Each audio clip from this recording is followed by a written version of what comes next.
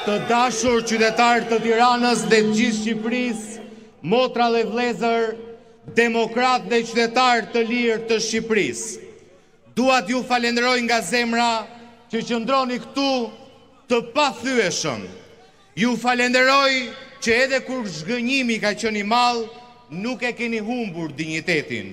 Ju falenderoj sepse forca juaj është kthyer gjithmonë në shpresën tonë të përbashkët, në shpresën e Shqipërisë. Mbi gjitha ju falenderoj për besimin që i jepni Partisë Demokratike dhe opozitës shqiptare në një kohë të vështirë, në kohën e sundimit të kolerës, korrupsionit dhe të krimit të organizuar. Prania juaj sonte në këtë shesh madhështor, proteste do të thotë vetëm një gjë. Kjo shoqëria shqiptare ka ende një zemër, ka ende guxim e do ndryshimin. Këto ditë kam takuar shumë prej jush, kam dëgjuar shqetësimet tuaja, lodhjen, dilemat tuaja, revoltën tuaj për gjërat që po shkojnë keq. Dhe po, në çdo takim që kam patur me ju të dashur demokratë dhe qytetarë të lirë të këtij vendi, të stërmunduar, kam marrë prej jush vetëm një mesazh. Ju nuk dorëzoheni, të gjithë bashkë ne nuk dorëzohemi. Nga ju në këtë shesh dhe në çdo takim ka mësuar leksionin më të madh të jetës time politike, se sakrifica dhe besimi janë dy vlerat më të mëdha që na kanë mbajtur gjithmonë në këmbë. Se sakrifica dhe besimi do të na çojnë përpara për të përballur me pengesën dhe problematikën më të madhe të shqiptarëve, largimin e Edi Ramës, kryeministrit më të korruptuar dhe më të inkriminuar në Europë dhe në botë.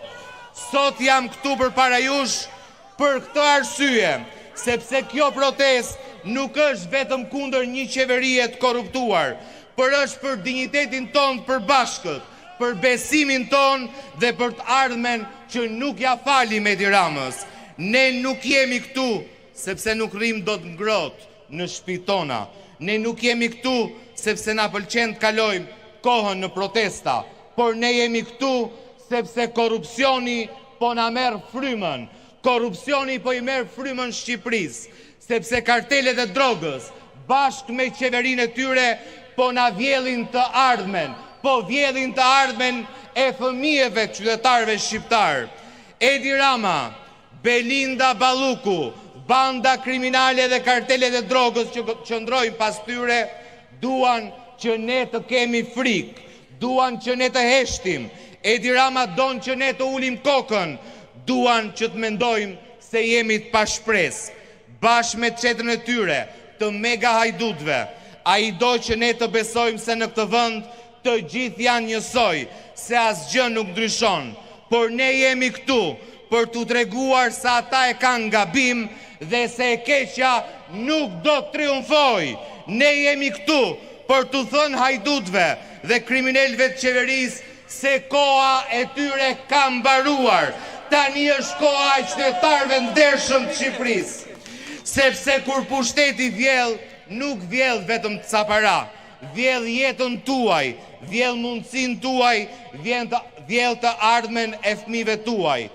Sot kam një mesazh edhe për ata që janë të shumt, që do donin tishin me zemër këtu, por që na shohin nga shtëpia me dyshim, me lodhje, ndoshta edhe me frikë. Kjo nuk është protesta e një partie, kjo është protesta e njerëzve që nuk duan më të nëpërkëmben.